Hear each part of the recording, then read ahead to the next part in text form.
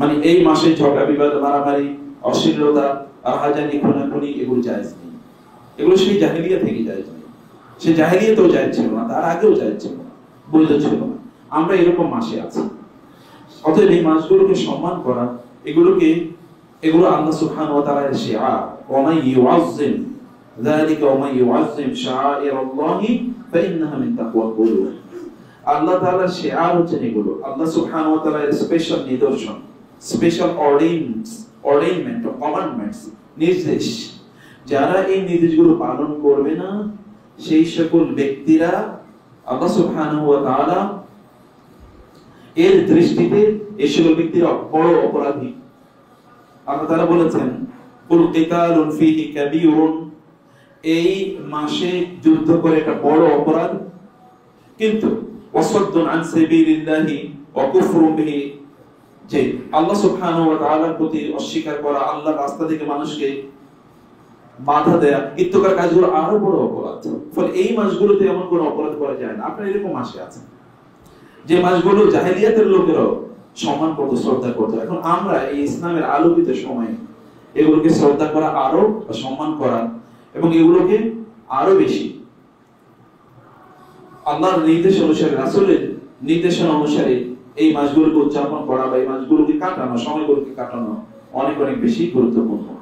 আল্লাহ রাসূল সাল্লাল্লাহু আলাইহি ওয়াসাল্লাম নির্দেশনা দিয়েছেন আমাদেরকে। আল্লাহ বলেছেন যে আল্লাহর যেগুলোর মাধ্যমে আল্লাহর নির্দেশনা বাস্তবায়িত হয়, এই জিনিসগুলোকে শ্রদ্ধা করা এবং সম্মান করা, এটা হচ্ছে আপনার অন্তরে যে তাকওয়া আছে, এটা তার প্রমাণ।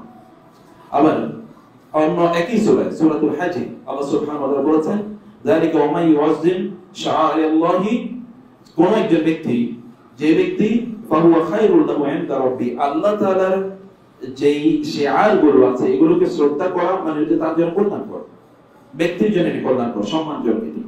অতএব এইগুলোকে শ্রদ্ধা এবং সম্মান আমরা কিভাবে করব? শ্রদ্ধা এবং সম্মানের কথা আল্লাহ নিজে বলে দিয়েছেন, যেন এই মাসগুলোতে আমরা কোনো অশ্লীল কাজ না করি। নিষিদ্ধ কিছু জিনিস এগুলো করা যাবে না, অশ্লীল কাজ করা যাবে না।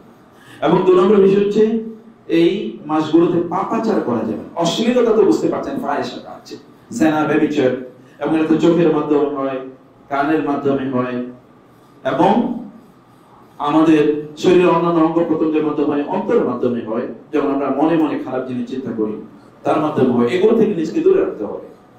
এর পাশাপাশি এখানে কিছু ইবাদত আছে, যে ইবাদতগুলোর কথা আল্লাহ এবং আল্লাহর রাসূল আমাদের উল্লেখ করেছেন। আল্লাহ সুবহানাহু বলেছেন, তোমরা এই মাসগুলোতে আল্লাহকে বেশি স্মরণ করো, ওয়া লিতুকাব্বিরুল্লাহ লাআল্লাকুম তাশকুরুন, যেন তোমরা শুকর আদায় করতে পারো। অথবা ওয়া লিতুকাব্বিরুল্লাহ আলা মা হাদাকুম, আল্লাহ তোমাদেরকে হেদায়েত দিয়েছেন। অথবা তুকাব্বিরুল্লাহ আলা মা রাযাকাকুম মিন বাহিমাতিল আনআম, আল্লাহ তাআলা তোমাদেরকে কুরবানি করার মাধ্যমে এই পশুগুলোকে হালাল করে দিয়েছেন এবং এগুলোর গোশত তোমরা খেতে পারো। এই যে আয়োজন আল্লাহ করে দিলেন, এই কারণে তোমরা আল্লাহর বেশি বেশি জিকির এই মাসগুলোতে করতে হবে। কোরআনে আল্লাহ সুবহানাহু ওয়া তাআলা সূরাতুল হজ এই সময়ের কথা উল্লেখ করেছেন, লিয়াশহাদু মানাফিআ লাহুম, এখানে আপনাদের আমাদের জন্য অনেক কল্যাণের জিনিস আছে, অনেক কল্যাণ জিনিস আছে। এবং আল্লাহ সুবহানাহু ওয়া তাআলা তাকে যেন আমরা এই সময় বেশি বেশি জিকির করি, তার তাকবীর যেন বেশি করি, এই নির্দেশনাগুলো আল্লাহ সুবহানাহু সূরাতুল হজে বলেছেন। এবং সূরাতুল ফাজরে আল্লাহ তাআলা বলেছেন, ওয়াল ফাজরি ওয়া লায়ালিন আশর, ফজর অর্থাৎ ভোরের শপথ এবং 10 রাতের শপথ। প্রায় অধিকাংশ উলামায়ে কেরাম, মুফাসসিরিনে কেরাম তারা একমত যে এখানে এই 10 রাত বলতে মানে এই 10 দিন বলতে আল্লাহ সুবহানাহু ওয়া তাআলা জিলহজ মাসের 10 কে বুঝিয়েছেন। জিলহজ মাসের 10, যেই 10 আল্লাহ সুবহানাহু ওয়া তাআলা এর কাছে খুবই গুরুত্বপূর্ণ। রাসূলুল্লাহ সাল্লাল্লাহু আলাইহি ওয়াসাল্লাম ঠিক এই কথা বলেছেন, মা মিন আইয়ামিন আল আমালুস সালিহু ফিহা আহাব্বু ইলাল্লাহি মিন হাযিহিল আইয়াম আই আল 10।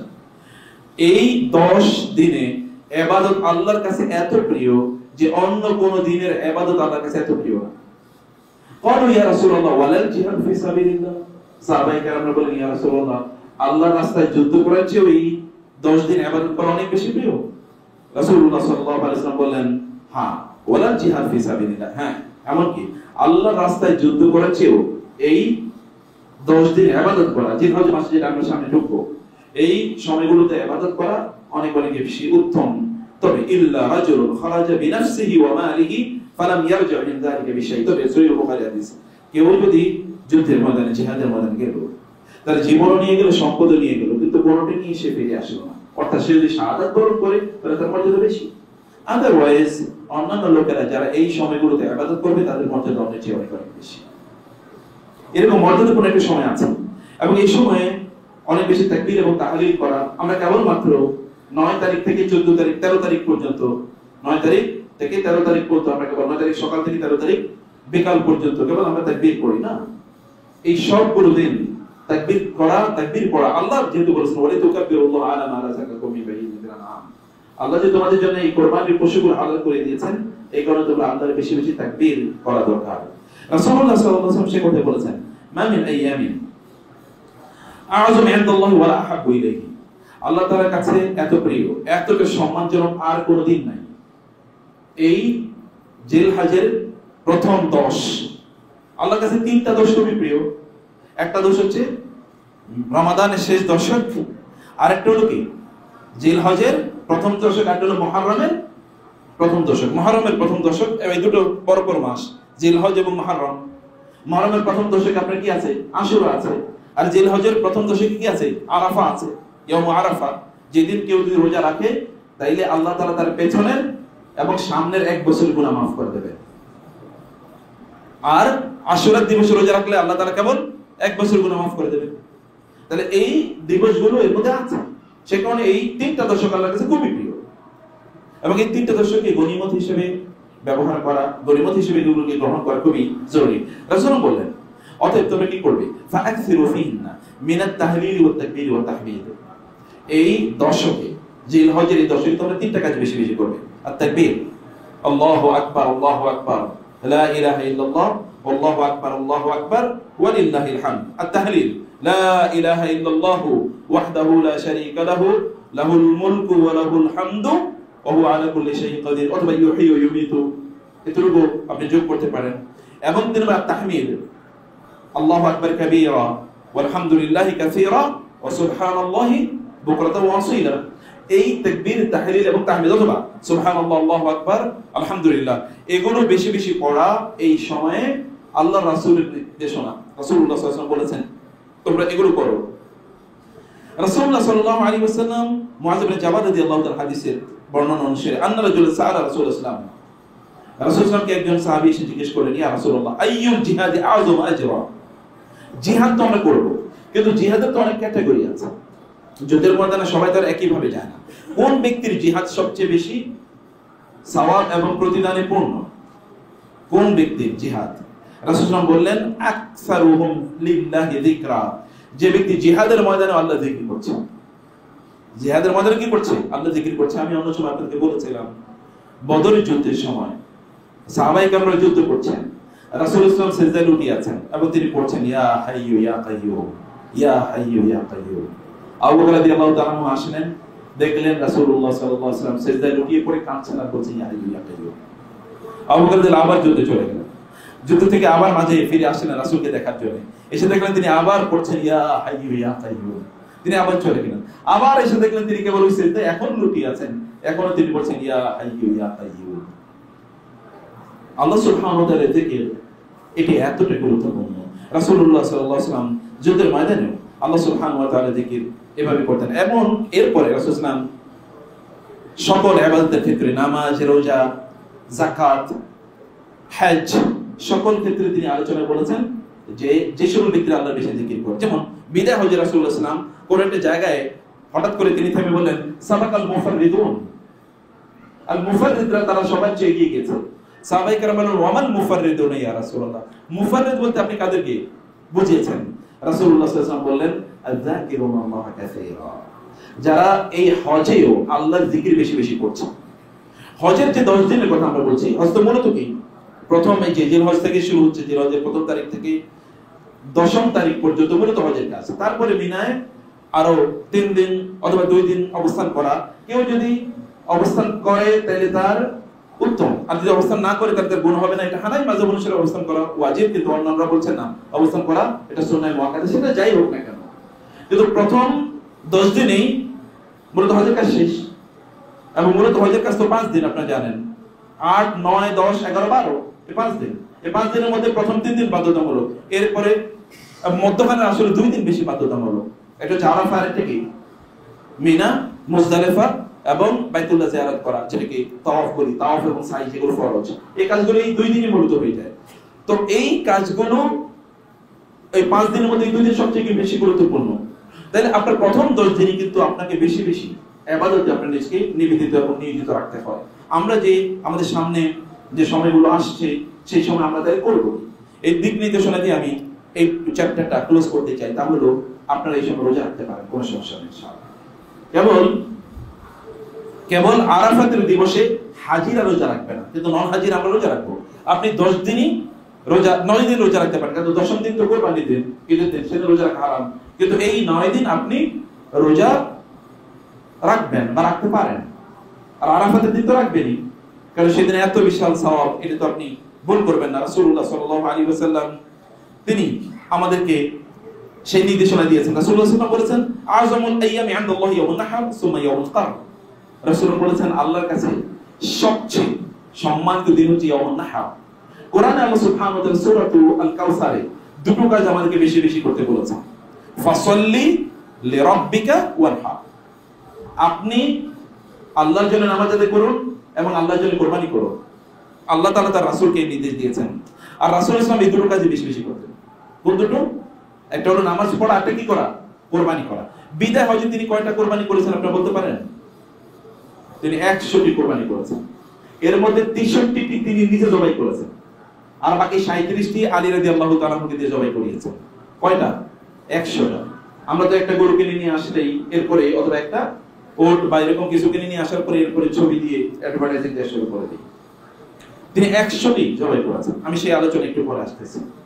অতএব এই সময়ে আপনি রোজা রাখতে পারেন, এই সময় আপনি অতিরিক্ত বেশি বেশি সালাত আদায় করবেন, এবং যেটা আমরা বলেছি যে এই সময় আপনি প্রচুর পরিমাণ তাকবীর এটি আপনি করবেন। এটা কিন্তু জিলহজ মাসের শুরু থেকে 1 থেকে শুরু করবেন আপনার তাকবীর, সকাল বিকাল। কেবল 9 তারিখ থেকে আমরা নামাজের পরেই আল্লাহু আকবার আল্লাহু আকবার লা ইলাহা ইল্লাল্লাহ আমরা বলি, কিন্তু আপনারা প্রথম তারিখ থেকে, জিলহজ মাসের প্রথম তারিখ থেকে আপনারা তাকবীর বলতে শুরু করবেন। নিজেরা বলবেন, বাসা বাড়িতে বলবেন, অফিসে গিয়ে বলবেন, ব্যবসা হাউসে গিয়ে বলবেন, রাস্তাঘাটে বলবেন। যেমন ভাবে আব্দুল্লাহ ইবনে ওমর রাদিয়াল্লাহু তাআলা আনহু তিনি জিলহজ মাসের শুরু থেকে তিনি বাজারে যেতেন, গিয়ে উচ্চস্বরে বলতেন আল্লাহু আকবার আল্লাহু আকবার আল্লাহু আকবার। লোকরা যেন আল্লাহ তাআলাকে ভুলে না যায়, যেন তাদের মনে পড়ে যে এটা তাকবীরের মাস, এটা তাকবীরের মাস, এটা যেন মানুষের যেন না ভুলে যায়। সে কারণে রাসূলুল্লাহ সাল্লাল্লাহু আলাইহি ওয়াসাল্লাম এই সময়ে তিনি বেশি বেশি তাকবীর করতে বলেছেন। অর্থাৎ 3টা কাজের কথা আমরা বললাম। এর মধ্যে 1 নাম্বার কি বলেছি আমরা? বেশি বেশি তাকবীর করা। 2 হচ্ছে বেশি বেশি সালাত আদায় করা। 3 নাম্বার হচ্ছে কি? রোজা রাখা। এবং 4 নম্বরে যে কাজটি, তাহলে হচ্ছে কোরবানির জন্য প্রস্তুতি নেওয়া। কোরবানি দেবেন আপনারা। এটা কেবলমাত্র গোশত খাওয়ার জন্য কোরবানি দেবেন না, এই মানসিকতা থেকে আপনাদের দিক থেকে বের হয়ে আসতে হবে। এটা ফাসাল্লি লিরাব্বিকা মনে রাখতে হবে। কার জন্য? আল্লাহর জন্য। আল্লাহ বলেছেন ওয়ানহার, এবং আল্লাহর জন্য কোরবানি করো। এবং রাসূল সাল্লাল্লাহু আলাইহি ওয়াসাল্লাম আল্লাহ তাআলা বলেছেন লা ইয়ানালুল্লাহু লুহুমুহা ওয়ালা দিমাউহা ওয়ালাকিন ইয়ানালু তাকওয়া মিনকুম। এখন থেকে কোরবানি পশুর হাট বসে যাচ্ছে, আপনারা চিন্তা করছেন, কিন্তু don't do it for the sake of eating. আপনি গোশত খাবেন শুধু এই উদ্দেশ্যে আপনি করবেন না, আপনি আল্লাহর জন্য কি করছেন। কারণ আল্লাহর কাছে কোরবানির গোশত, কোরবানি গরুর বা কোরবানির পশুর গোশত বা রক্ত কিছুই পৌঁছে না, পৌঁছে কি? তাকওয়া পৌঁছে। তাকওয়া আপনার অন্তরের দিকে আল্লাহ তাআলা তাকান, অন্তরটাকে এতটা পবিত্র এবং এতটা সম্মানিত করেন যে আল্লাহ যেন তাকিয়ে সন্তুষ্ট হন আপনার অন্তরের দিকে তাকিয়ে। আল্লাহ যেন এদিকে তাকিয়ে তারপরে তার চোখ ফিরিয়ে না নিত না, ওর এদের দিকে তাকানোর মতো না, এমন যেন না হয়। এটাকে পবিত্র করেন। কদ আফলাহা মান যাক্কাহা, যে ব্যক্তি তার অন্তরকে পরিশুদ্ধ করেছে, পবিত্র করেছে। ফাআলহামাহা ফুজুরাহা ওয়া তাকওয়াহা, অন্তরের রোগকে এবং অন্তরের পবিত্রতাকে এটা আল্লাহ আমাদেরকে জানিয়ে দিয়েছেন। পবিত্রতা অর্জন করা দরকার, আমাদের অন্তরকে পবিত্র করা দরকার। অন্তরে রোগ আছে, এই রোগ আমাদেরকে একবার ধ্বংস করে দেয়। শরীর রোগের চেয়ে অন্তর রোগ অনেক বেশি ভয়ঙ্কর। অর্থাৎ অন্তর রোগ থেকে নিজেকে মুক্ত করার জন্য আপনাকে আল্লাহ সুবহানাহু ওয়া তাআলার উদ্দেশ্যে কাজ করার জন্য সিদ্ধান্ত নিতে হবে, এটা আল্লাহর জন্য করছি, এবার মানুষকে দেখানোর জন্য না। এবং পারলে বেশি গোশত মানুষের মাঝে বন্টন করে দেন। ফ্রিজ কেনা প্রয়োজনে বন্ধ করে দেন, এবার কেনবো না। রাসূলুল্লাহ সাল্লাল্লাহু আলাইহি ওয়াসাল্লাম একবার বলেছেন যে 3 দিনের বেশি গোশত রাখা যাবে না, কারণ সিচুয়েশন ডিমান্ড করে কখনো কখনো। কিন্তু আপনার সিচুয়েশন পার্সোনাল, কখনো কালেকটিভ সিচুয়েশন এর চেয়ে পার্সোনাল সিচুয়েশন অনেক বেশি গুরুত্বপূর্ণ। কারণ আপনার ব্যক্তিগত আপনার বাঁচাতে হবে। আপনার যদি অন্তরে কাল্লাবাল রানা আলা কুলুবিহিম মা কানু ইয়াকসিবুন, লোকেরা যা করছে এই কারণে তাদের অন্তরে কি পড়ে যায়, জং ধরে যায়, মরিচা পড়ে যায়। অতএব মরিচা দূর করতে হবে। ওয়াসাকালাতুল কুলুবি যিকরুল্লাহ, এই অন্তরের মরিচা দূর করে যেন আল্লাহর জিকির, আল্লাহর স্মরণে, আল্লাহর জন্য কাজ করছেন, এটি আপনার অন্তরের মরিচা দূর করতে পারে। Otherwise there is no medication, there is no ointment, এখানে কোনো মেডিকেশন নাই, এখানে কোনো অয়েন্টমেন্ট নাই, এখানে কোনো চিকিৎসা নাই, চিকিৎসা একটাই, সুপ্রিয় ভাইরা। এবং পঞ্চম যে বিষয়, তাহলে যে শরীরের অঙ্গ প্রত্যঙ্গগুলোকে হেফাজত করে। ইয়াং জেনারেশন ভালো করে শুনেন, বোনেরা ভালো করে শুনেন, এই সময় আপনার নিজকে good times are ahead of you, আপনার সামনে খুবই গুরুত্বপূর্ণ সময়, যেটার মাধ্যমে আপনি নিজকে রিফর্ম করতে পারবেন। তাহলে আপনার চোখে হেফাজত করুন, অপ্রয়োজনীয় ভাবে সোশ্যাল মিডিয়াতে ঘোরাঘুরি করা অথবা টেলিভিশন দেখা এবং অপ্রয়োজনীয় কথাবার্তা ইত্যাদি বন্ধ করে দেন। এগুলো যত কম করা যায়, এবং আপনি ইবাদতে নিজেকে অনেক বেশি নিবেদিত করুন, নিমগ্ন করুন। আল্লাহ সুবহানাহু ওয়া তাআলা বলেছেন, যদি তোমাদের এমন হয় যে লোকেরা তারা পথভ্রষ্ট হয়ে যাচ্ছে, আর তোমরা যদি হেদায়েতের উপর থাকো তাহলে কোনো সমস্যা নেই, তোমাদেরকে হেদায়েতের উপর থাকতে হবে। লোকেরা যেদিকে যাক, তাদেরকে তোমরা দাওয়াত দাও, কিন্তু তা যদি তারা না মানে তাহলে তোমাদের পথে তোমরা চলো। রাসূলুল্লাহ সাল্লাল্লাহু আলাইহি ওয়াসাল্লাম দাউদ আলাইহিস সালামের কাজগুলোকে বেশি পছন্দ করতেন। দাউদ আলাইহিস সালাম কি করতেন? তিনি একদিন রোজা রাখতেন, একদিন রোজা রাখতেন না। তিনি তার রাতের সময়গুলোকে তিন ভাগ করতেন, এক ভাগ তিনি ঘুমাতেন, এক ভাগ আল্লাহ সুবহানাহু ওয়া তাআলা এর উদ্দেশ্যে তিনি কি করতেন, জিকির এবং আজকার করতেন, ইবাদত করতেন তিনি, এবং অন্য সময় জ্ঞান অর্জনের জন্য তিনি সময় ব্যয় করতেন। আমাদেরও গোটা দিনের সময়গুলোকে তিনটা ভাগে বিভক্ত করা যায়। ওইভাবে আমাদের সময়গুলোকে আমরা বিভক্ত করি ভাইয়ারা। এই সামনে যে মাসগুলো আসছে সেই মাসটাকে কেন্দ্র করে যেন আমরা এইভাবে আমাদের কাজগুলো করতে পারি। এবার আমি আপনাদেরকে রাসূল ইসলামের বিদায় হজের ব্যাপারে একটু জানাতে চাই। রাসূল ইসলামের বিদায় হজটি এটা পরিপূর্ণ একটি মর্যাদাপূর্ণ সফর। কখনো যদি আপনাদের সুযোগ হয় বিদায় হজের উপর আপনারা লম্বা আলোচনা শোনার চেষ্টা করবেন, অথবা বিদায় হজের উপর আপনার কোনো বই থাকলে সেই বই পড়ার চেষ্টা করবেন। দেখবেন এটা পুরোটাই মিরাকল, মুজিজা। জিলকাদ মাসের 24 তারিখে রাসূল ইসলাম তিনি মানুষকে লক্ষ্য করে বললেন, ইয়া আইয়ুহান নাস ইন্নাল্লাহা ক্বাদ ইফতারাদা আলাইকুমুল হজ্জ ফাহজ্জু, হে লোকেরা, আল্লাহ তোমাদের উপর জুমায় এর খুতবায় তিনি বলেন, আল্লাহ তোমাদের উপর হজ ফরজ করে দিয়েছেন, তোমরা হজ করো। সাহাবায়ে কেরামরা অনেকেই জিজ্ঞেস করলেন, ইয়া রাসূলুল্লাহ, এটা কি প্রতি বছর? তিনি বলেন, না, এটা কেবল মানে বছরে জীবনে একবার। এরকম অনেক প্রশ্ন রাসূলুল্লাহ বললেন। পরের দিন রাসূলুল্লাহ সাল্লাল্লাহু আলাইহি ওয়াসাল্লাম জোহরের নামাজ মসজিদে নববীতে তিনি পড়লেন। এরপরে তিনি হজের উদ্দেশ্যে রওনা দিলেন। লোকদেরকে তিনি বললেন, লোকরা জড়ো হচ্ছে, একদিন তিনি সময় দিলেন, লোকেরা জড়ো হচ্ছে। এখান থেকে রাসূল ইসলাম ইহরামের কাপড় পরলেন, পরে তারপরে তিনি যুলহুলাইফায় গেলেন। যুলহুলাইফা নামক জায়গায়, যেখানে এখন আপনারা দেখেন মদিনাবাসীর মিকাতের জায়গা, যেটা মসজিদে যুলহুলাইফা, সেখানে তিনি গেলেন। যাওয়ার পরে রাসূল ইসলাম পরের দিন ওইখানে দুপুরে গিয়ে তিনি এখানে উপস্থিত, মানে ওই দিন শনিবার, সেখানে আসরের আগে গিয়ে তিনি উপস্থিত হলেন। ওইখানে গিয়ে তিনি সালাতুল আসর আদায় করে 2 রাকাত। এরপরে পরের দিন দুপুর পর্যন্ত রাসূল সাল্লাল্লাহু আলাইহি ওয়াসাল্লাম এখানে ছিলেন, এবং এগেইন পরের দিন জোহরের নামাজ আদায় করে তারপরে তিনি মক্কার উদ্দেশ্যে হজের সফরে তিনি রওনা দিলেন। প্রতিমধ্যে রাসূলুল্লাহ সাল্লাল্লাহু আলাইহি ওয়াসাল্লাম বারবারই সাহাবীদেরকে জিজ্ঞেস করছেন, আইয়ু ওয়াদিন হাদা, এই উপত্যকাটি কি? তখন কেউ বলতেন ওয়াদি উসফান, অথবা ওয়াদি আকিক, বা এরকম বিভিন্ন ওয়াদি, বা এই উপত্যকার নাম এটা, এই উপত্যকার নাম। রাসূল বলতেন, আমি দেখতে পাচ্ছি নূহ আলাইহিস সালাম, অথবা মূসা আলাইহিস সালাম, অথবা ইব্রাহিম আলাইহিস সালাম, অথবা আদম আলাইহিস সালাম, অন্যান্য নবীর নাম বলতেন।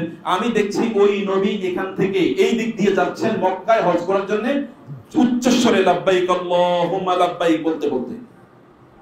রাসূলুল্লাহ সাল্লাল্লাহু আলাইহি ওয়াসাল্লামকে আল্লাহ সুবহানাহু ওয়া তাআলা ওইরকম 3D 4D 8D এখন যে মানে ডাইমেনশন, এরকম ডাইমেনশন আল্লাহ তাআলা তাকে দেখাচ্ছেন যে ওই নবী দিতে যাচ্ছেন। তিনি বলেন, as if I am seeing, witnessing, যে এই নবী এখানে যাচ্ছেন। কোন একটা জায়গা দিয়ে যাওয়ার সময় তিনি বলেন, এই জায়গা দিয়ে 70 জন নবী তালবিয়া পড়তে পড়তে হজ করতে গিয়েছেন। এরকম তিনি বিভিন্ন জায়গায় দাঁড়িয়ে তিনি এই কথাগুলো মানুষকে স্মরণ করিয়ে দিচ্ছেন। এবং আপনি একবার চিন্তা করে দেখুন, যেই জায়গা দিয়ে তিনি এখন থেকে 10 বছর আগে যখন তিনি বিদায় হজ করতে যাচ্ছেন, তার 10 বছর আগে জীবন নিয়ে থেকে মক্কা থেকে তিনি চলে এসেছেন মদিনায়, সেই জায়গা দিয়ে তিনি প্রায় 1.5 লক্ষ সাহাবী নিয়ে এবার হজ করতে যাচ্ছেন। জাবের ইবনে আব্দুল্লাহ রাদিয়াল্লাহু তাআলা তিনি বলছেন, আমি রাসূলুল্লাহ সাল্লাল্লাহু আলাইহি ওয়াসাল্লামের পাশে ছিলাম, ইয়াং ম্যান, এবং আমি রাসূলের ডান দিকে তাকালাম, দেখলাম যে যতদূর চোখ যায় ততটুকু সফেদ কাপড়ে পরা, কাপড়ে আবৃত মানুষগুলোকে আমি দেখতে পাচ্ছি। বাম দিকে তাকিয়ে দেখি যতটুকু চোখ যায় ততটুকু মানুষ, পেছনে তাকিয়ে দেখি যতটুকু চোখ যায় ততটুকু মানুষ, সামনে তাকিয়ে দেখি যতটুকু চোখ যায় ততটুকু মানুষ। কি অসাধারণ! 10 বছরের ব্যবধানে গোটা চিত্র পরিবর্তন হয়ে গেছে। গোটা আরব তার কাছে আত্মসমর্পণ করেছে। যে জায়গাতে তিনি যাচ্ছেন, এই জায়গা দিয়ে তিনি এক সময় জীবন বাঁচানোর জন্য তিনি চলে গিয়েছিলেন।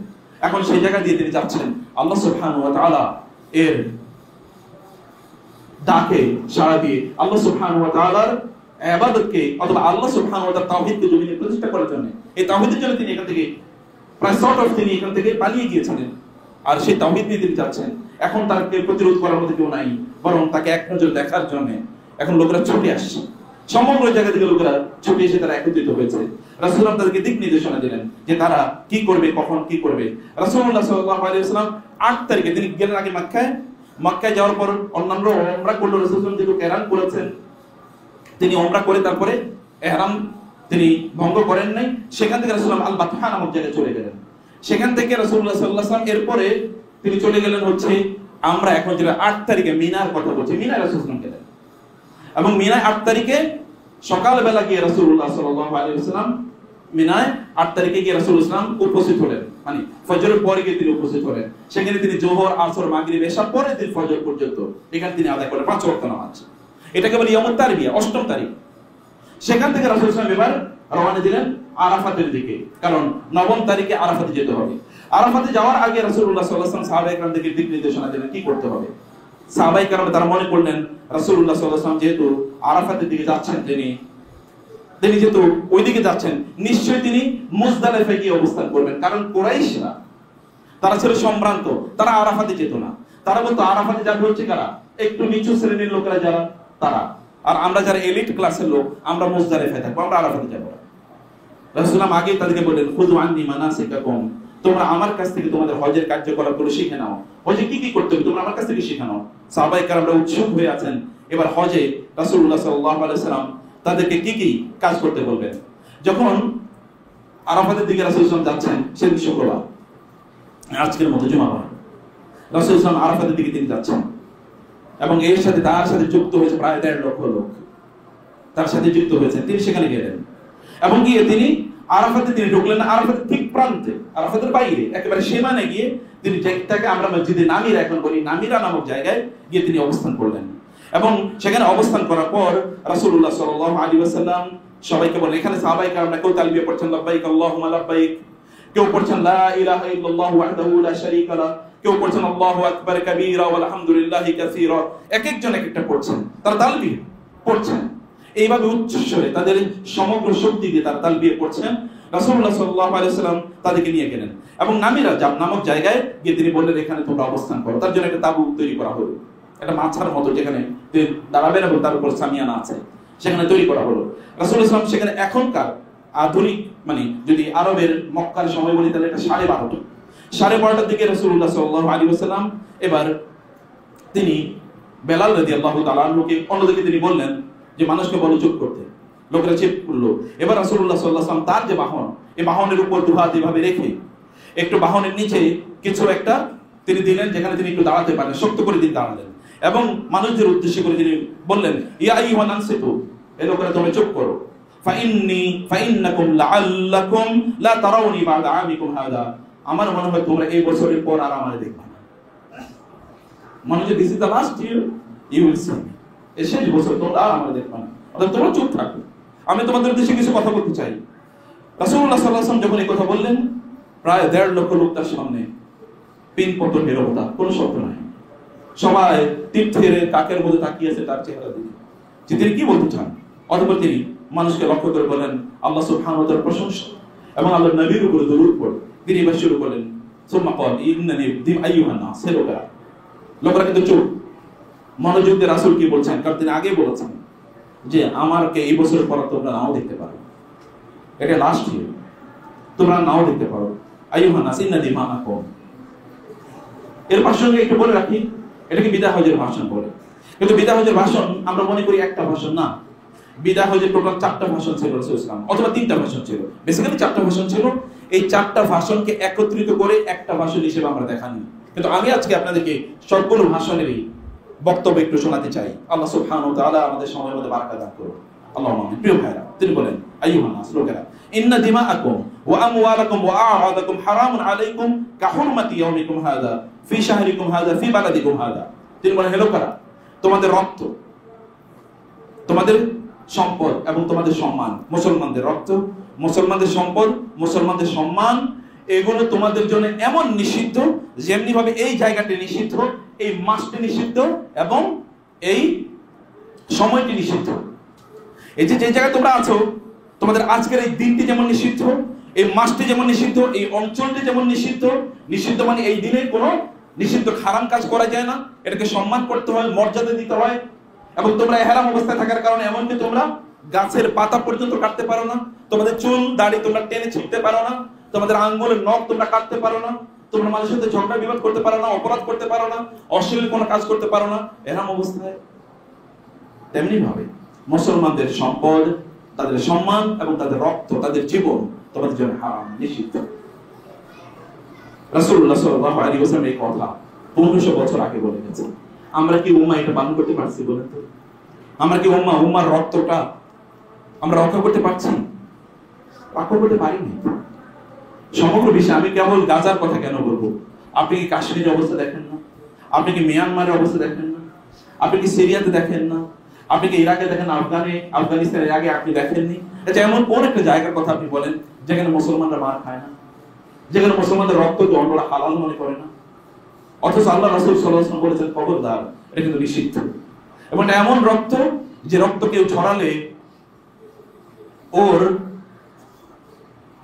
জন্য ভয়ঙ্কর পরিণতি অপেক্ষা করছে। এই রক্ত কেউ ছড়ালে তার রক্ত ঝরবেই, এই দুনিয়াতে অথবা আখিরাতে। ওকে নাস্তানাবুদ, ওকে পরাজিত, লাঞ্ছিত হতেই হবে, কারণ এটা আল্লাহ সুবহানাহু ওয়া তাআলার কাছে পবিত্র। রাসূল সাল্লাল্লাহু আলাইহি ওয়াসাল্লাম তিনি বাইতুল্লাহর চারপাশে তাওয়াফরত অবস্থায় তিনি বলছেন, ইয়া আইয়ুহাল, হে কাবা, হে কাবা, তুমি জানো তুমি অত্যন্ত সম্মানিত এবং পবিত্র, কিন্তু তোমার চেয়ে সম্মানিত এবং পবিত্র আমার কাছে একজন মুমিনের রক্ত। একজন মুমিনের রক্ত তোমার চেয়ে অনেক বেশি সম্মানিত এবং পবিত্র আমার কাছে।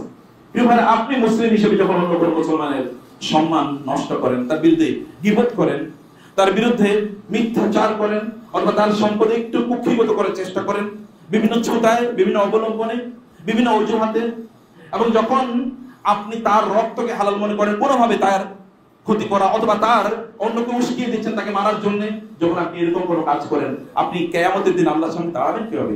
রাসূলের সামনে কিভাবে দাঁড়াবেন আপনি? তিনি কি বলেন না এই কথা এই সবচেয়ে গুরুত্বপূর্ণ সময়ে, যেগুলো তোমাদের জন্য নিষিদ্ধ? আপনাকে মনে রাখতে হবে, আপনার কারণে যদি এক ফোঁটা রক্ত কারো ঝরে, তাহলে আপনার রক্ত তো দুনিয়াতে ঝরবেই, আখিরাতে আপনি কিন্তু আল্লাহ সুবহানাহু ওয়া তাআলার সামনে দাঁড়াতে পারবেন না, কারণ আপনি মুসলমানের রক্ত ঝরিয়েছেন। আল্লাহ হারাম করে দিয়েছেন এটি, এবং এই দিবসের মধ্যে এটা পবিত্র, এটি কোনো অবস্থায় করা যায় না। আপনি যদি প্রতিদিন একজন মানুষের গীবত করেন, একজন মানুষের বিরুদ্ধে, তাইলে আপনি বছরে, আপনি মাসে 365 দিন 65 জন লোক, আর বছরে আপনি কতজন লোক? আপনি প্রায় 4000-5000 লোকের বিরুদ্ধে আপনি গীবত করলেন। কিয়ামতের দিন আপনি যদি 50 বছর বেঁচে থাকেন, তাহলে প্রায় 2.5 লক্ষ লোকের বিরুদ্ধে আপনি গীবত করবেন, বা তার চেয়ে বেশি। কিয়ামতের দিন এই সকল লোক যদি আপনার বিরুদ্ধে দাঁড়ায়, লাইন ধরে দাঁড়ায় আছে 2.5 লক্ষ লোক। কারণ কি? কারণ হচ্ছে এদের বিরুদ্ধে আপনি গীবত করেছেন। কিয়ামতের দিন এদের পাওনা আদায় করবেন নাকি আপনি আপনার নিজের বিপদ থেকে নিজেকে মুক্ত করবেন? কিভাবে করবেন? আপনার জিহ্বাটাকে নিয়ন্ত্রণ করুন। কুফু আইদিয়াকুম আলসিনাতাকুম, তোমাদের জিহ্বা এবং তোমাদের হাতকে তোমরা নিয়ন্ত্রণ করো। রাসূলুল্লাহ এই ভাষণে তিনি বলেছেন একজন প্রকৃত মুমিনের পরিচয় কি, সেটি আরেকটু পরে আসতেছে। ওয়া ইন্না কুল্লা শাইইন মিন আমরিল জাহিলিয়াতি মাওদুউন তাহতা কাদামাই হাতাইনি। রাসূলুল্লাহ তার দুপা দেখিয়ে বললেন, জাহিলি যুগের যত কাজ আছে, যত অনাচার আছে, এগুলোকে আমি আমার পায়ের নিচে পিষ্ট করলাম। এখন কি জাহিলিয়াত চলে না? এখন কি জাহিলিয়াত নাই? এমনকি জাহিলিয়াতের যুগে মানুষ যে সকল কাজ করতো, এর চেয়ে আরো ভয়াবহ খারাপ কাজ লোকেরা এখন করছে। জাহিলিয়াতের সময় আপনি জানেন যে রাসূলুল্লাহ সাল্লাল্লাহু আলাইহি ওয়াসাল্লাম এবং মুসলিমদেরকে সমর্থন করার কারণে বনু হাশিমকে, মক্কার তৎকালীন নেতৃবৃন্দ তাদেরকে বয়কট করলো, এবং শিয়াবে আবু তালিব গিয়ে সেখানে তার 3 বছর অবস্থান করছিলেন। সেখানে 3 বছর থাকার যখন এরকম অবস্থা চলছিল, এই কাফের এবং মুশরিকদের মধ্যে কেউ কেউ বলল যে আমাদের ভাইরা, আমাদের এরা মুসলমান হতে পারে, কিন্তু এরা তো আমাদের ভাই, এরা তো আমাদের এলাকার লোক, এরা তো মানুষ, এরা না খেয়ে আছে আর আমরা কি এখানে খেয়ে আছি? এটা হতেই পারে না। আমরা এই চুক্তিকে কি করলাম? ভঙ্গ করলাম, এবং এটা গিয়ে বলে তারপরে মুসলমানদের ওখান থেকে নিয়ে এসেছি। আর এখন আপনারা দেখেন তো, আপনাদেরই মুসলমান ভাইরা না খেয়ে মারা যাচ্ছে, কিন্তু আমরা কি করছি? গোটা বিশ্বের দিকে তাকান, কেবল অনেকেই কেবল আরব বিশ্বের দোষ দেয়। আপনি কি করেছেন? আরব বিশ্ব দোষী? আমরা কি দোষী না? আমরা কি করেছেন? আমরা গোটা কালেকটিভলি তো মুসলিম জাতি এখানে অপরাধী। আপনি যখন খাওয়ান দান ফুর্তি করেন, আপনার চোখে কি এই দৃশ্য ভেসে ওঠে না যে মুসলমান মার খাচ্ছে, মুসলমানরা মার খাচ্ছে? এটা আপনি আপনার আশপাশে তৈরি করে দেখতে পাচ্ছেন। অনেক দূরে যাচ্ছেন, কোন একজন ব্যক্তি তিনি অন্য জায়গায় মুসলমানদেরকে মারছে, অথবা একজন মুসলিম নারীকে অন্যরা মারছে, এটা দেখে তিনি টেলিভিশন দেখে তিনি কাঁদছেন, আর তার ওয়াইফ পাশে বসে হাসতেছে। অন্যরা যারা চলে যাচ্ছে, অনেক আপনার স্বামী কাঁদতেছে এই খারাপ দৃশ্য দেখে, আর আপনি হাসতেছেন।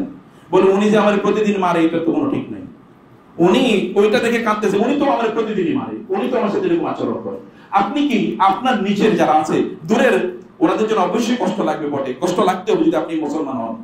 কিন্তু আপনি কি আপনার সাথে যারা আছে, আপনার বোনদের সাথে আপনি যে আচরণ করেন, আপনার ভাইদের সাথে আপনি আচরণ করেন, আপনার আত্মীয় স্বজনের সাথে আপনি আচরণ করেন, তাদেরকে অধিকার আপনি লঙ্ঘন করেন না? জাহিলিয়াত কি আপনার মাঝে নাই? আপনি কি সিনেমাতে বুঁদ হয়ে থাকেন না? আপনি কি হারাম কাজে বুঁদ হয়ে থাকেন না? জাহিলিয়াতের লোকেরা, নারীরা কি করতো? নারীরা কেবল তাদের গলাটা খোলা রাখতো, আর এমনি তারা ঠিকই জামা কাপড় পরতো। এটাকে আল্লাহ তাআলা বলেছেন তাবাররুজ আল জাহিলিয়া, জাহিলিয়াতের মতো উলঙ্গপনা। আর এখন তো আপনাদেরই সামনে এই দেশেরই মহিলারা অর্ধ উলঙ্গ অবস্থায় তারা এসে বলে কি নারী সংস্কার নামে তারা যা প্রস্তাব করছে, তার মানে তো কয়েকদিন পরে পুরুষ থাকবে না। আর আপনাদেরকে বলে রাখি, যেই সমাজে নারীরা অশ্লীল হয়ে যায়, ওই সমাজে আর কোনো পুরুষ থাকে না, পুরুষরা হাফ লেডি হয়ে যায়। যেমন আমরা এখন হাফ লেডি প্রায়। দেখেন তো আপনাদের নারীরা কি ঠিক মতো চলে? আপনি তো আপনার নারীদেরকে নিয়ন্ত্রণ করতে পারেন, আর অন্য নারীরা কেমনে এই দেশে এত পুরুষ থাকতে কিভাবে তারা এরকম কথাবার্তা বলে, এবং অল্প কয়েকজন, এবং তাদের ভয়ে আমরা তটস্থ।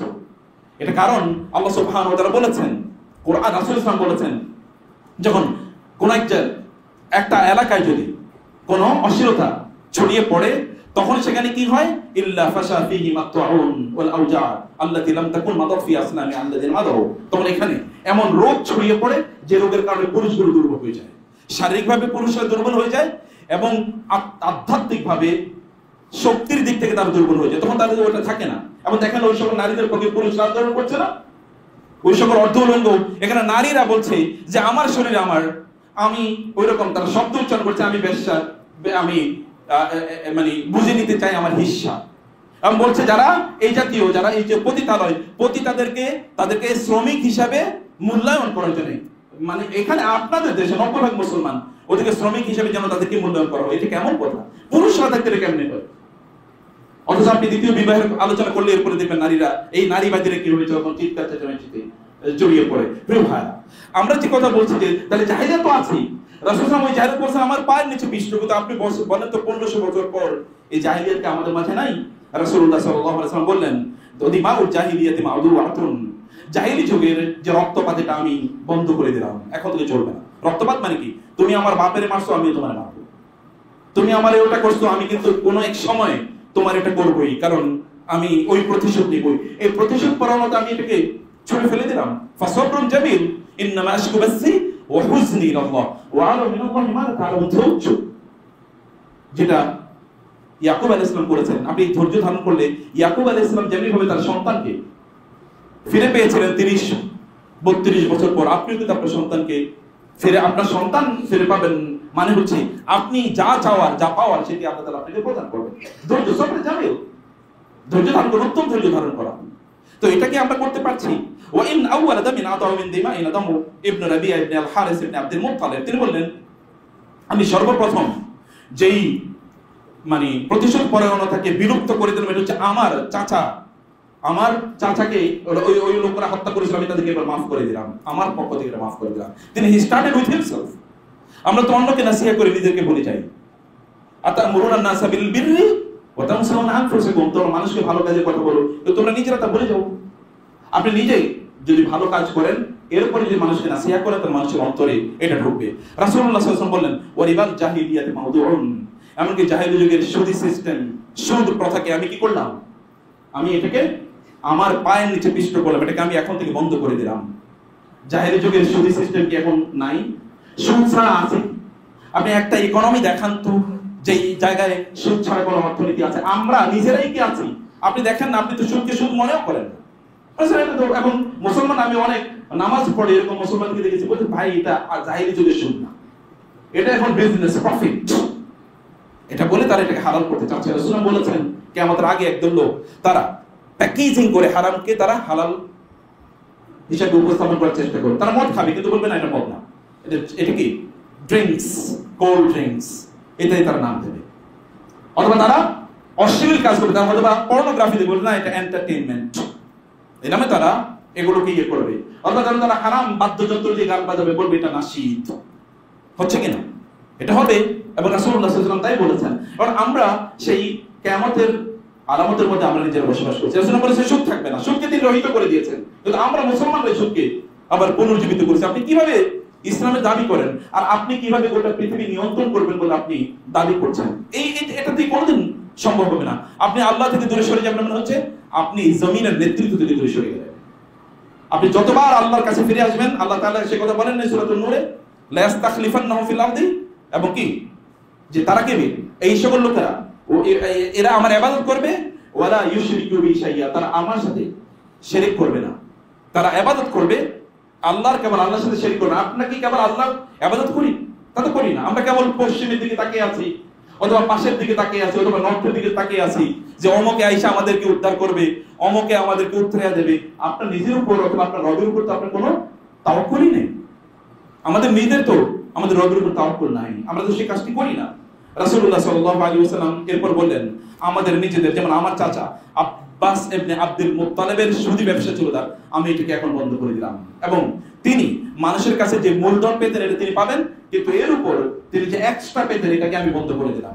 এবং আপনাকে বলতে পারবেন এই সৎসাহস আছে যে আমার ব্যাংকে কিন্তু এত টাকা ছিল, এর উপর আমি সুদ পাইতাম, এই সুদ আমি নেব না। আমাদেরকে অনেকে প্রশ্ন করে বৃদ্ধ যে আমি ব্যাংকে সুদের টাকাটা রাখছি, আমি তো রিটায়ারমেন্টে গিয়েছি, আমি একা মানুষ, 50 লাখ টাকা ব্যাংকে আছে, আমি কি এর উপর যাকাত দেওয়া লাগবে কিনা? তারপরে হ্যাঁ দেওয়া লাগবে। বলতে আমি খাবো কি? আপনি খাবেন কি মানে বয়স এখন হয়তো 70, আপনি খাবেন কি মানে কি? বলে এটা যদি আমি যাকাত দিই তাহলে তো প্রতি বছর টাকা কমে যাবে, ওইখান থেকে 50 লাখ টাকা থেকে আমি প্রতি মাসে 50,000 টাকা পাই, এটা দিয়ে আমার সংসার চালাই, বাকি টাকা কার জন্য রাখতেছেন? আপনি যদি কালকে মরে যান এই টাকা কে খাবে? আপনি খাচ্ছেন হারাম আর হালালটা রেখে যাচ্ছেন মানুষের জন্য। কি অভাগা মানুষ!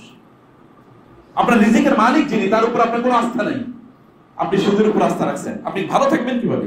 মানুষ যা খায় সেটা প্রোডাক্ট, মানুষ যেটা খায় সেটা তার প্রোডাক্ট। আর এই ওয়েস্টের লোকেরা কেন তারা এই শুয়োরের মতো তারা কেন আচরণ করছে? কারণ তারা খায় তো শুকর মাংস খেলে আপনি শুয়োরের মতো আচরণ করবেন, এটা তো স্বাভাবিক। শুয়োরের মধ্যে পৃথিবীতে সবচেয়ে যে প্রাণীটার মধ্যে লজ্জা কম, এটার নাম কি? এটা হলো শুকর। এটা কোনো লজ্জা নেই। সেই যেই প্রাকৃতিক কাজ অথবা ধরেন শারীরিক যেই মানে ইয়েটা সঙ্গমটা, এটা সে কিন্তু মানুষের সামনেই করে, অন্য প্রাণীর সামনেই করে, এটাতে তার কোনো লজ্জা নেই। এখন দেখেন ওয়েস্টের লোকেরা আপনি করছে কিনা? শুয়োর খাইলে আপনি শুয়োরের মতো আচরণ করবেন, হারাম খেলে আপনি হারামের মতো আচরণ করবেন, হারামের মতো করে আচরণ করবেন। সেই আচরণ ওদের মধ্যে আছে। রাসূলুল্লাহ বলেন আমি এটা বন্ধ করে দিলাম। আল্লাহ তাআলা বলেছেন যে, এবং কোরআনে সর্বশেষ যে আয়াতটি রাসূলের উপর নাযিল হয়েছে সেটা কি? সেটা হচ্ছে তোমরা ইয়া আইয়ুহান নাস ইয়া আইয়ুহাল্লাযীনা আমানু তাকুল্লাহা ওয়া যারু মা বাকিয়া মিনার রিবা ইন কুনতুম মুমিনিন। হে লোকেরা, তোমরা যদি ঈমানদার হয়ে থাকো তাহলে তোমরা সুদ ছেড়ে দাও। সর্বশেষ আয়াত কি? রাসূলের ইন্তেকালের কেউ কেউ বলছেন 15 দিন আগে এই সর্বশেষ আয়াতটি নাযিল হয়েছে, এরপর আর কোনো কোরআনের কোনো আয়াত নাযিল হয় নাই। প্রিয় ভাইরা, সুদী সিস্টেম থেকে আপনি বের হতে হবে। এরপরে তিনি বলেন আইয়ুহান নাস ইত্তাকুল্লাহা ফিল নিসা, তোমরা নারীদের ব্যাপারে আল্লাহকে ভয় পাও। ফাইন্নাকুন আখাযতুমুহুন্না বিআমানাতিল্লাহ, কারণ তোমরা আল্লাহর আমানত হিসেবে তাদেরকে গ্রহণ করেছো। ওয়াস্তাহলালতুম ফুরুজাহুন্না বিকালিমাতিল্লাহ, তোমরা তাদেরকে তোমাদের জন্য হালাল করে নিয়েছো আল্লাহ সুবহানাহু ওয়া তাআলা এর বাণীর মাধ্যমে। এবং আল্লাহ ওয়াস্তাউসু বিন-নিসাই খায়রা, তোমরা নারীদের ব্যাপারে বেশি বেশি কি করো? তাদেরকে নসিহত করো, তাদেরকে পরামর্শ দাও, তাদেরকে অনেক অনেক বেশি ওয়াজ করো। ফাইন্নাহুন্না আওয়ানিন ইনদাকুম, কারণ তারা তোমাদের কাছে বন্দীর মতো জীবন যাপন করে। লা ইয়ামলিকনা লিআনফুসিহিন্না শাইআ, তারা কোনো কিছুর মালিক না, নিজেদের ব্যাপারে তারা সিদ্ধান্ত নিতে পারে না। তারা নিজেদের ব্যাপারে সিদ্ধান্ত নিতে পারে না, কারণ নারীরা চাইলে আপনার কাছ থেকে তালাক নিতে পারে না, তাদেরকে একটা প্রসেস মেইনটেইন করতে হয়। কিন্তু একজন পুরুষ চাইলে তালাক দিতে পারে, যদিও এটা তার জন্য গুনার কারণ হতে পারে। ওয়ালাইসা তামলিকুনা মিনহুন্না শাইআন গায়রা যালিক, আর তোমরাও তাদের কাছ থেকে এইটা ছাড়া অন্য কোনো জিনিস তোমরা তাদের কাছ থেকে অধিকার রাখো না। ইল্লা আইয়াতিনা বিফাহিশাতিন মুবাইয়ানা, যদি তারা কোনো অশ্লীল কাজ প্রকাশ্যভাবে করে তাহলে তোমরা তাদেরকে শাসন করতে পারো। ওয়া ইন্না লাকুম আলা নিসাইকুম হাক্কা, তোমাদের নারীদের উপর তোমাদের যেমন অধিকার আছে তাদেরও তোমাদের উপর অধিকার আছে। ফাআম্মা হাক্কুকা আলা নিসাইকুম, তোমাদের নারীদের উপর তোমাদের হক হলো ফালা ইউতিনা ফুরুশাকুম আহাদান তুকরিহুন, যে তোমরা যাদেরকে অপছন্দ করো এমন কোন লোকদেরকে নিয়ে তারা তোমাদের বিছানায় বসাবে না, তাদের তোমাদের ঘরে ঢোকাবে না। ওয়ালা ইয়াযান্না ফি বুয়ুতিকুন্না লিমান তাকরাহুন, তোমরা যাদেরকে অপছন্দ করো এমন লোকদেরকে তারা তোমাদের বাসায় ঢোকাবে না। ভালো করে খেয়াল করুন, আপনি অপছন্দ করেন নারীদের, ভালো করে শুনতে হবে, আপনার স্বামী অপছন্দ করে এমন কোন ব্যক্তি যেন আপনার বাসায় না আসে। এটা আল্লাহ রাসূল বলে গেছেন বিদায়ুল ভাষণে। এবং রাসূল সাল্লাল্লাহু আলাইহি ওয়াসাল্লাম বললেন ওয়া হাক্কুহুন্না, এবং তাদের অধিকার আছে, ওয়া হাক্কুহুন্না আলাইকুম আন তুহসিনু ইলাইহিন্না ফি কিসওয়াতিহিন্না, তোমাদের দায়িত্ব হলো তাদের প্রতি তাদেরকে সুন্দর জামা কাপড় দেয়া, ওয়া তাআমিহিন্না, তাদেরকে সুন্দর খাবার দেয়া, এবং ফাইন খিফতুম নুশুজাহুন্না ফাইজুহুন্না, যদি তোমরা দেখো যে তারা তোমাদের অবাধ্য হচ্ছে তাহলে তাদেরকে প্রথম নসিহত করবে, বেশি বেশি কি করবে, বেশি বেশি তাদেরকে নসিহত করো। ওয়াহজুরুহুন্না ফিল মাদাজি, যদি নসিহত অনুসারে না চলে তাহলে তাদের সাথে বিছানা আলাদা করে দাও, বলে যে ঠিক আছে তোমার সাথে আমি থাকবো না, আপনি অন্য বিছানায় গিয়ে কিছুক্ষণ শোন। ওয়াদরিবুহুন্না দরবান গায়রা মুবাররিজিন, এবং তাদেরকে তোমরা শাসন করতে পারবে, তো এমন শাসন না যে তার শরীরে তুমি আঘাত করবে, এরকম না। রাসূল সাল্লাল্লাহু আলাইহি ওয়াসাল্লাম দেখিয়ে দিয়েছেন তোমরা যে শাসন করতে হয়, তাহলে তিনি মেসওয়াক দেখালেন, যে মেসওয়াক তিনি ব্যবহার করতেন, যে মেসওয়াক দিয়ে তোমরা শাসন করতে পারো। মেসওয়াক দিয়ে যে কাউকে আপনি আঘাত করলে কতটুকু মানে ব্যথা পাবে তিনি, এটা সম্ভব। সম্ভ্রান্ত লোকেরা এই কাজগুলো করেন। রাসূলুল্লাহ সাল্লাল্লাহু আলাইহি ওয়াসাল্লাম তিনি নারীদের সাথে আচরণ কি হবে সেটা তিনি বলে দিয়েছেন, এবং এরপরে তিনি বলেন, আমি এটা শেষ করে তারপরে বলতে চাই, রাসূলুল্লাহ বলেন ফাইন আতা'নাকুম, যদি তোমাদের নারীরা তোমাদের স্ত্রীরা তোমাদের অনুগত থাকে, ফালা তাবু আলাইহিন্না সাবিলা, তবে তাদের বিরুদ্ধে তোমরা কোনো শাস্তিমূলক ব্যবস্থা নিও না। প্রিয় ভাই, রাসূলুল্লাহ একবার তিনি খুতবায় বললেন, ইয়া আইয়ুহান নাস ইন্নী উহাররিজু আলাইকুম ফিন নিসা আলাল ইয়াতীম আলাল দাঈফাইন, হে লোকেরা, আমি দুই দুর্বল ব্যক্তিদের ব্যাপারে তোমাদেরকে শক্তভাবে শাসন করে দিচ্ছি, শক্তভাবে তোমাদেরকে বলে দিচ্ছি। আল ইয়াতীম ওয়ান নিসা, এক হচ্ছে ইয়াতীমরা আর হচ্ছে নারীরা, এরা কিন্তু দুই দুর্বল কমিউনিটি দল, এদের ব্যাপারে আমি তোমাদেরকে কঠোরভাবে সতর্ক করে দিচ্ছি, খবরদার এদের বিরুদ্ধে তোমরা কোনো অন্যায় আচরণ করবে না। প্রিয় ভাই, সম্ভ্রান্ত ব্যক্তিরা তাদের নারীদের সাথে উত্তম আচরণ করে, আর যারা সম্ভ্রান্ত না তারা তাদের নারীদের সাথে উত্তম আচরণ করতে পারে না।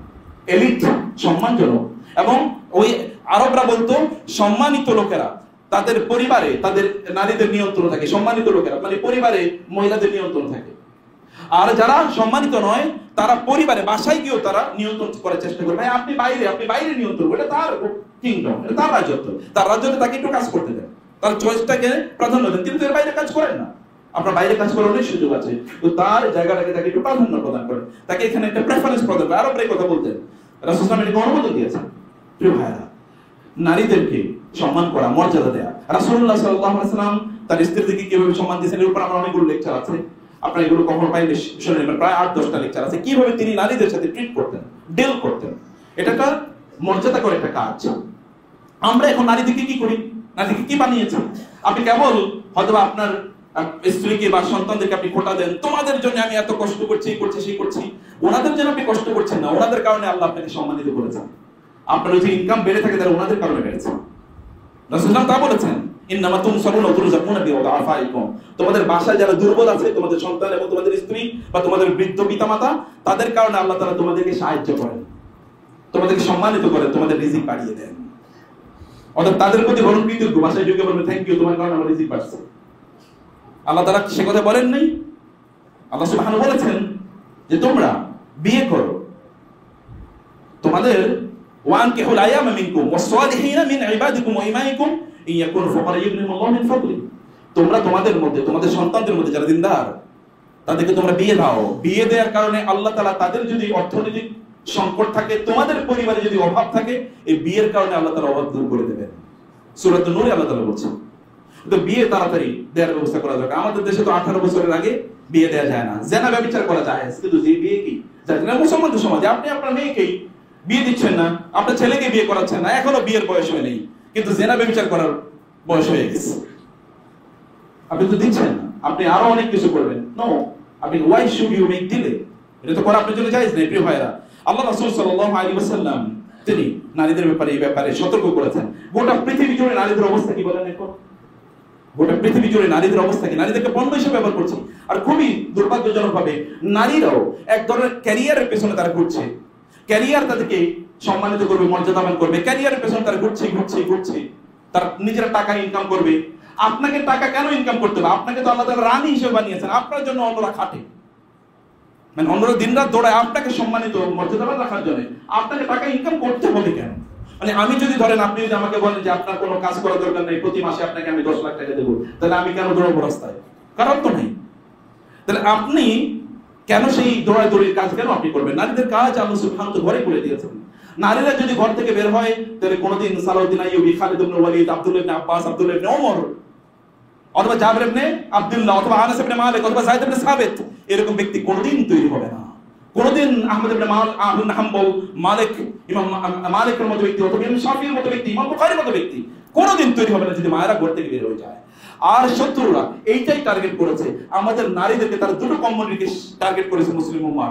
একটা হলো নারীরা, কারণ ওরা জানে নারীরা যদি ঘরে থাকে তাহলে এদের ঘর থেকে, এদের পেট থেকে বের হবে ওমর ইবনে আব্দুল আজিজ, এদের পেট থেকে বের হবে আহমদ ইবনে হাম্বল, যুগের শ্রেষ্ঠতম ইমাম, এদের থেকে বের হবে ইমাম আবু হানিফার মতো ব্যক্তি, অথবা এদের থেকে বের হবে সালাউদ্দিন আইয়ুবী, যারা তছনছ করে দেবে ক্রুসেডারদেরকে।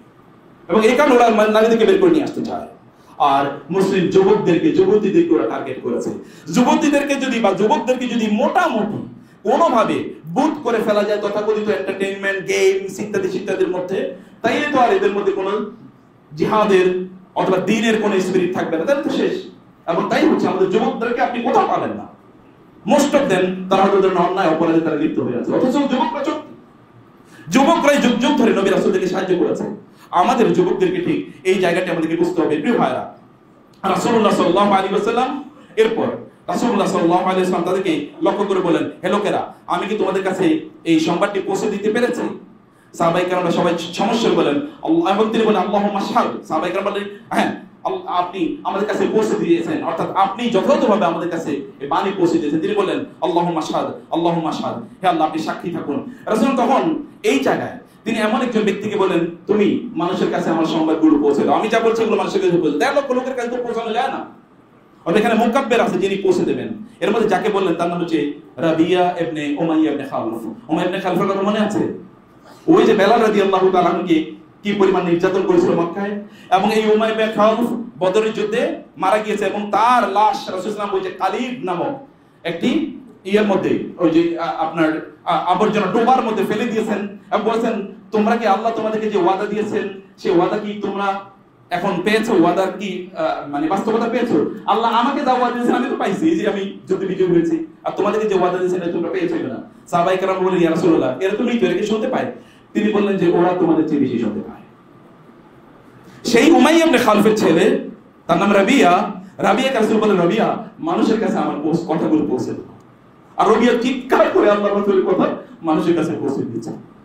কার ঘরে আল্লাহ তাআলা কাকে তৈরি করেছেন? ফেরাউনের ঘরে আল্লাহ সুবহানাহু ওয়া তাআলা এমন বিখ্যাত সাহাবী, এবং তার উচ্চ কণ্ঠস্বর ছিল। আপনার কাছে এই রাসূলের বিদায় হজের ভাষণ যেখানে এসে পৌঁছলো, এটা কিন্তু রাবিয়ার অবদান আছে। অথচ কার ঘরে জন্ম নিয়েছে? প্রিয় ভাইরা, সন্তানের প্রতি আপনার দৃষ্টি দেন। এর মধ্যেই আল্লাহ সুবহানাহু ওয়া তাআলা, অনেকে মনে করেন যে আমার সন্তানগুলো শেষ, না, আপনি জানেন না এর মধ্যে আল্লাহ তাআলা কাকে তৈরি করে দেবেন দিনের জন্য সিপাহসালার হিসেবে।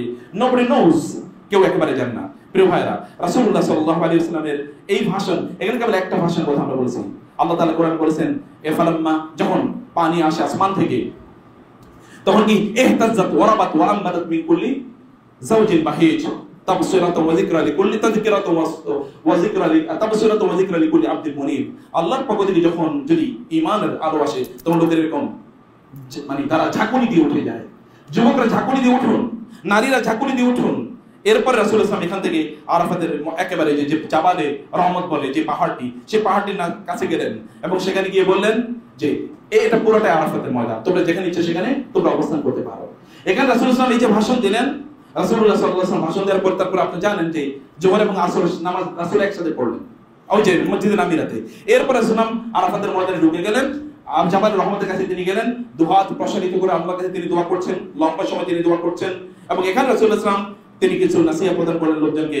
লোকেরা, কাফের মুশরিকরা তারা মনে করলো আমরা তো আরাফাতের ময়দানে আসার কথা না, কারণ জাহেলি যুগের লোকেরা তো মানে কুরাইশরা তো আরাফাতে আসতো না, তারা মুজদালিফায় থাকতো। রাসূল বলেন তাদেরকে লক্ষ্য করে, কুনু আলা মাশাইরিকুম ফাইন্নাকুম আলা ইরসি মিন ইরসি আবিকুম ইব্রাহিম, তোমরা তোমাদের শিয়ার, হজের যে শিয়ারগুলো এগুলো অনুসরণ করো আমি যা বলছি, কারণ এটাই ইব্রাহিম আলাইহিস সালামের সুন্নাহ। ইব্রাহিম আলাইহিস সালাম যে হজের যে কার্যকলাপ করে গিয়েছেন এগুলো সেগুলো। এবং তারপর রাসূল সাল্লাল্লাহু আরো কিছু দিক নির্দেশনা দিলেন। সেখানে রাসূলুল্লাহ সাল্লাল্লাহু আলাইহি ওয়াসাল্লাম যখন ছিলেন, এখানে একজন ব্যক্তি তার কাছাকাছি ছিলেন, তিনি তার ওঠ থেকে পড়ে গেলেন এবং তিনি মারা গিয়েছেন। শেষে তিনি সেখানে মারা গেলেন। রাসূল তাকে বলেন, ইরসিলুহু বিমাইন ওয়াসিরদিন, বড়ই গাছের পানি গরম করে তাকে তোমরা কি করো, গোসল করিয়ে দাও। ওয়াকাফিনহু ফি সাওবাই, তার ওই ইহরামের কাপড়ে তাকে কি করো, কাফন করো। ওয়ালা তামাসসুহু বিতাইবিন, এবং তাকে তোমরা কোনো ওই যে কাফুর কর্পূর এগুলো তোমরা তার গায়ে লাগাবে না। ওয়ালা তুখাম্মিরু রাসাহু, তার মাথাটাও তোমরা ঢাকবা না।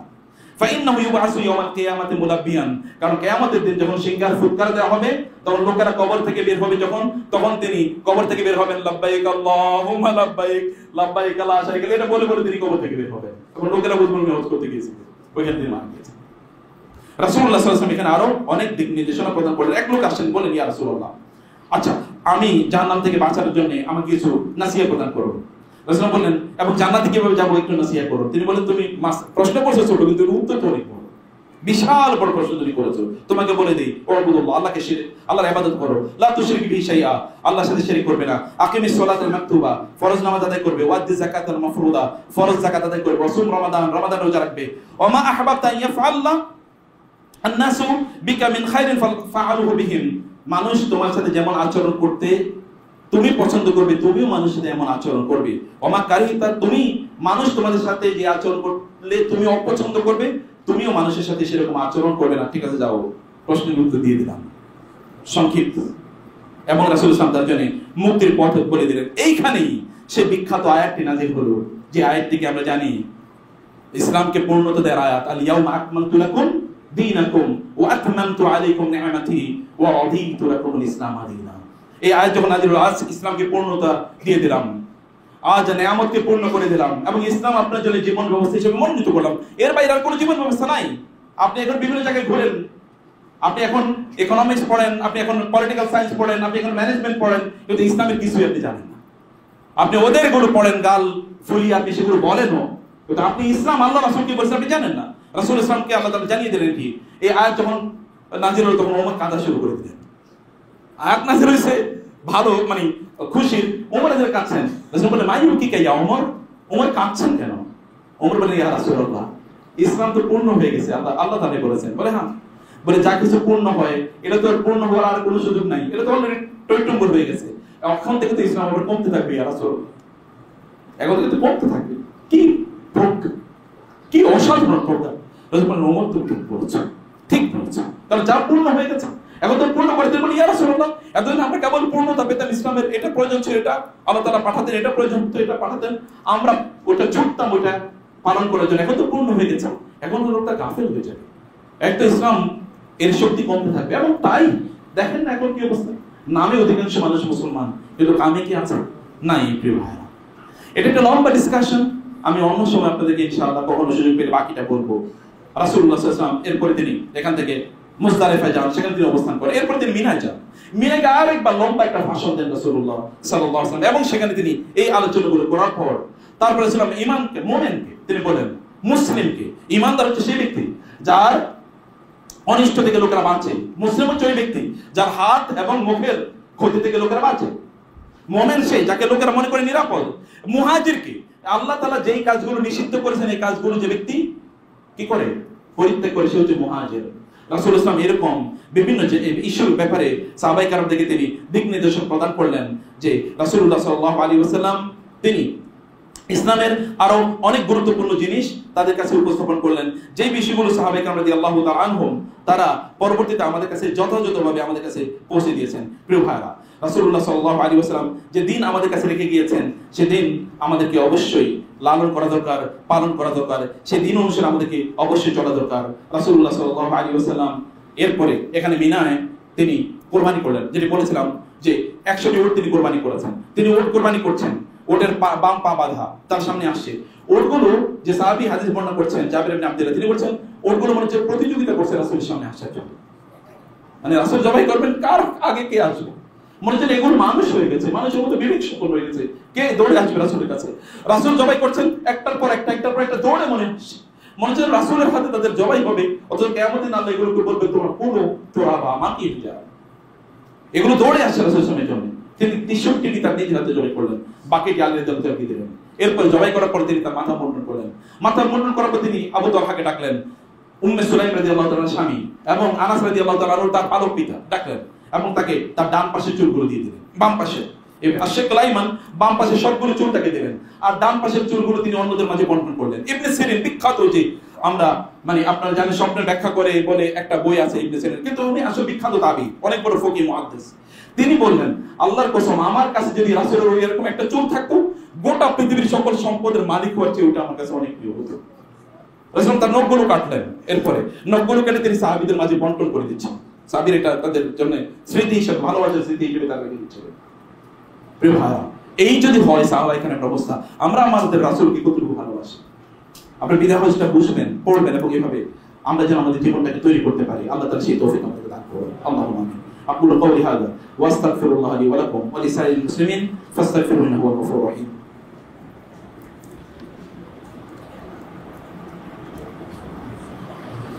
ইন্নাল হামদুলিল্লাহ ওয়া সলাতু ওয়া সালামু আলা রাসূলিল্লাহ ওয়া আলা আলিহি ওয়া আসহাবিহি ওয়া মাওয়ালা আম্মা বা'দ। রাসূলুল্লাহ সাল্লাল্লাহু আলাইহি ওয়াসাল্লাম বলেছেন, তোমরা আমার পর কাফের হয়ে যাবে, পরস্পর মারামারি করো না, কারো অপরাধের জন্য অন্য কাউকে তোমরা অভিযুক্ত করবে না, এই কাজগুলো তোমরা করবে। তোমাদের উপর যদি একজন হাবশী কৃতদাস দায়িত্বশীল বানিয়ে দেওয়া হয়, তাহলে তার আনুগত্য করবে তোমরা। আনুগত্য ভেরি ইম্পর্টেন্ট। আমরা এখন এই জায়গায় একেবারেই নাই, পরিবারে আনুগত্য নাই, বাসায় বাইরে আনুগত্য নাই, আমাদের প্রতিষ্ঠানের রাষ্ট্রে কোথাও আনুগত্য নাই। প্রিয় ভাইরা, আল্লাহ সুবহানাহু ওয়া তাআলা যেন তার রাসূলের জীবনটাকে আমরা পরিপূর্ণভাবে অবলম্বন করতে পারি, সেই তৌফিক আল্লাহ তাআলা আমাদেরকে দান করুন। ইন্নাল্লাহা ইয়া'মুরুকুম বিল 'আদলি ওয়াল ইহসান وإيتاء ذي القربى وينهى عن الفحشاء والمنكر والبغي يعظكم لعلكم تذكرون فاذكروني أذكركم واشكروا لي ولا تكفرون. ذلك حتى